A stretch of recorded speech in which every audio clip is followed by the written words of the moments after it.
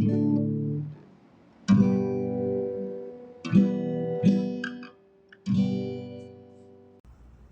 right, we're going to talk about drawing pencils. So here's a drawing pencil. You'll notice oftentimes they don't have an eraser. Of course, you can draw with a regular classroom pencil as well. But you'll see here, actually this is a good example, it says HB2, right? So a lot of times you'll hear people say, oh, you got to use a number 2 pencil. That's the regular classroom pencil. The graphite that's inside, it's actually made of carbon, like the stuff that is in charcoal. And it's blended with clay to make the sticks of graphite that go inside these wood, I guess you could call it a little tunnel or casing for the graphite lead, okay? And in a drawing pencil, you're going to get different kinds of graphite inside. That's why you see some pencils have 2B, or 3B or 4B. It's talking about the blackness, the darkness of that graphite. And then some pencils will have the letter H, talking about the hardness, right? So a harder pencil is going to make a lighter line, right? You can probably barely see that. I have to press a lot harder with an HB to get a darker line. If I take this 8B, I'm sorry, I said 2B, but actually it was a 2H, I have to press harder. If I get this 8B, the lead has less clay in it, it's more soft, so I barely have to press and I'm getting a stronger line, okay? And you'll see graphite in lots of forms, like these interesting sketching pencils. Sometimes you see them at Home Depot. You can make different thicknesses of lines depending on how you angle your pencil. In art school, they had us sharpen our pencil in a different way so we could get the lead to have a really pointy side, and then a different angle would get a much thicker line. So that's something you want to play around with a little bit. Just really try to notice, oh, what happens with this 4B pencil? How hard do I have to push? You're going to want to practice pushing really lightly, because if we want to get shading with graphite pencils, we really have to get good control of our hand. So I'm going to show you a fun skill builder to do with graphite. You can get any pencil. You might want to try starting with the HB to get like a light line, but you could start with another one if you're able to press very lightly. And first you're just going to make like a squiggly line like that, kind of like a backwards letter S, and it just keeps going a little bit. And this is going to simulate a ribbon, okay? Next, we're going to make some angled lines going boop. They're all kind of angling down, almost like a pizza slice. Boop. And we want them to be about the same length. You don't have to get your ruler out. Just try to eyeball about the same length. And I'm gonna take this out a little bit so it goes like this. Boop. And then get a little angle there. Now, this next step is a little tricky. You're wanting to create a line at the bottom here, but it's not going to be straight because we've got a curved line here. It's supposed to be parallel, so that means that every spot should be the same distance from this other line here. And we're gonna go kind of at a curve until it stops us from continuing there. Now, same thing here. Since I'm right-handed, it's easier for me to go to the left and go that way. If it's easier for you, I mean, you could be right-handed as well, but for whatever reason, it could be easier for you to go that way. That's fine, just try it out. And again, start super light. This way, whoop. I'm gonna start here and go that way because it's a little more natural for my hand. Whoop, and boop. Okay, so we've already got a cool 3D look to our ribbon, but we're gonna take it to the next level. So here, imagine the light is hitting this ribbon and there's like a light, a brightness here in the middle. And then anytime that we block light, there's gonna be a shadow. So there should be a darker shadow right here, right? Because we're imagining light is hitting the ribbon that way, and this part of the ribbon is making a shadow going here, okay? And again, that doesn't have to be perfect because we're kind of just practicing shading. Now, even though this pencil is an HB, supposedly, the graphite's really smooth. So I'm gonna try this 2H to see how that goes. Right, so now it takes more pressure, which is nice for practicing, okay? And then when you're ready, you could try different kinds.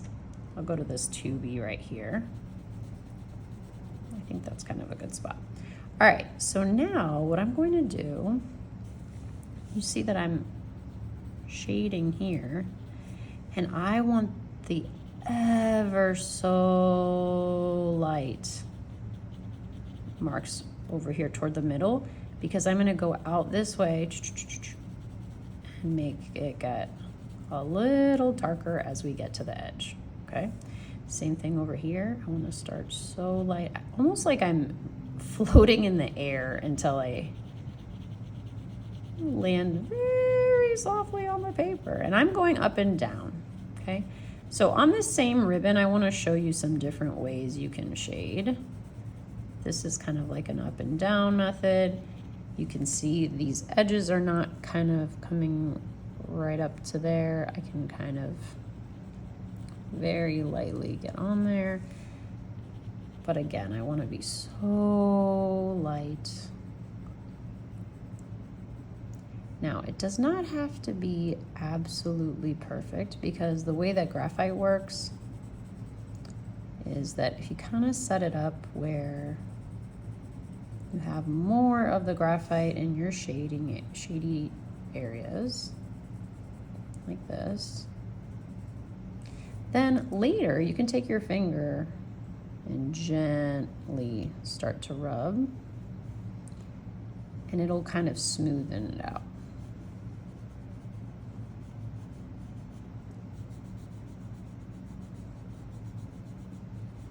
And I wouldn't bother erasing right now, because you'll come later at the end and you can clean it up by just erasing the edges, okay? So you can see how I've gotten kind of almost a 3D effect here.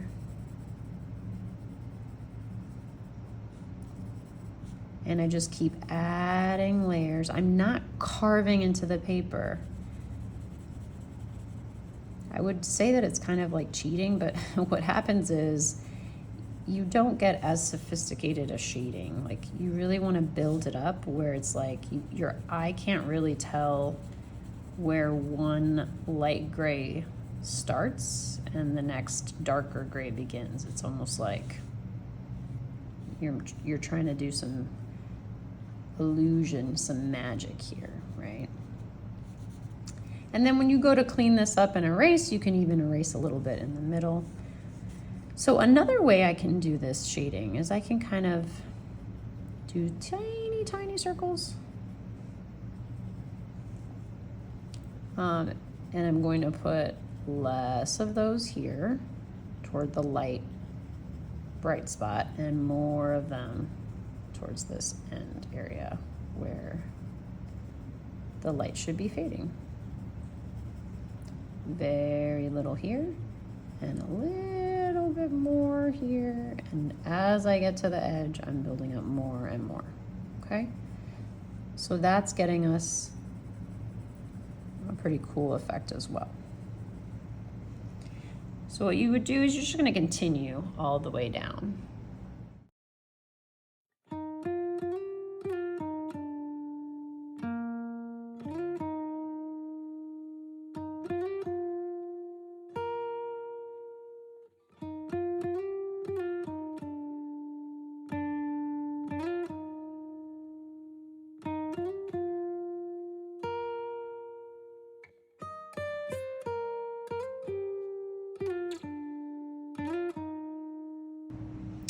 All right, so this is kind of, I think, my favorite part, where you can kind of rub the graphite over with your finger. So where I can kind of tell if it's coming out the kind of shading that I want. And it's okay if it gets a little bit in here in the middle.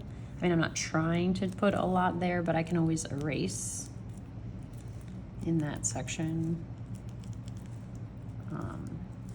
So I kind of get that bright thing of light again, and cover over so it gets smooth again. So I'm kind of trying to blend it all a little bit, but I still want to keep more of that darkness on the edges. And so it's kind of like a back and forth a bit, where you do that and you're like, ooh, you know, I need a little more over here. You make some adjustments to kind of get the effect the way more, you know, smoother the way you want it. You can tell that's not quite even. I need a little bit of more of those mid-tones. And now it's like, it's kind of like finishing touches time. So we've got this darker value on the edge here, kind of trying to get that line, line nice and smooth here, but still at a curve like a real ribbon would do. A little darker here and then a little lighter in the middle. So I can keep playing with that, and then what I'll do at the end is I'm gonna have to pay really close attention to where I'm erasing, and then that's where I can kind of clean up the edges. And you'll have to be really careful because sometimes you'll get graphite all around on your hands and you can kind of smudge things further. So you want to make sure that you're being really careful which finger you use. Go here, and then I can get that, like I said before, those edges crisped up. So have fun with it. It's something you can just kind of do while you're watching your favorite show or listening to some audiobook.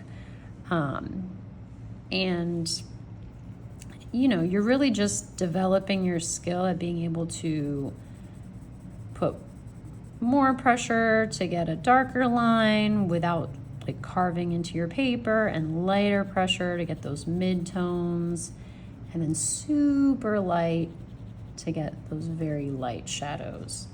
And one thing I forgot to mention is that there's other kinds of fun graphite. So we've got graphite that has no wood. So it's like a whole stick of graphite. When you go to sharpen it, you're just like sharpening off some of the graphite to get a point. And another thing is, if you want to keep a point, or if you need to create a point again, you can do it without sharpening, if like especially with these, because there's no wood to get in the way. You just kind of go around and around at an angle,